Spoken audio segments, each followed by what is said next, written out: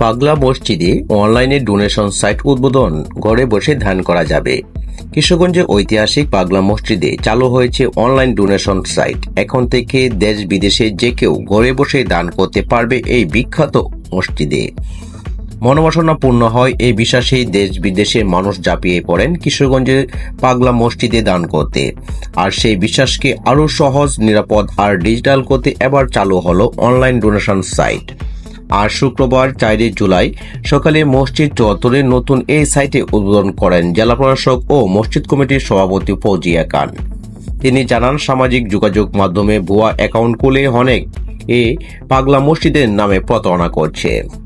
ভিডিওতে দেওয়া সাইটের মাধ্যমে দান প্রত্যাশীদের নিরাপদ ও সরাসরি প্ল্যাটফর্ম দেওয়া হলো। এখন থেকে বিশ্বের যে কোনো প্রান্ত থেকে বসে দান করা যাবে এই ঐতিহাসিক পাগলা মসজিদে। উদ্বোধনী অনুষ্ঠানে উপস্থিত ছিলেন অতিরিক্ত জেলা প্রশাসক মিসবে রহমত, জেলা জামাতে আমির অধ্যাপক রমজান আলী, ইসলামী আন্দোলন বাংলাদেশের সভাপতি আলমগীর হোসেন তালুকদার, জামিয়া ইমদাদিয়া মহাপরিচালক মাওলানা সাব্বির আহমেদ রশিদ, বিএনপির নেতা দেলোয়ার হোসেন দেলু, ছাত্র নেতা ইয়াজ ইবনে জসিম এবং মসজিদের খতিব সহ বিশিষ্টজনেরা। উল্লেখ্য, প্রতি 3 মাস অন্তর খোলা হয় দান সিন্দুক। সেখানে পাওয়া যায় টাকা, স্বর্ণ অলংকার, বিদেশি মুদ্রা, এমনকি চিঠিপত্র। সর্বশেষ চলতি বছরের 12 এপ্রিল দান সিন্দুক খুলে পাওয়া গিয়েছিল রেকর্ড 9,70,80,687 টাকা।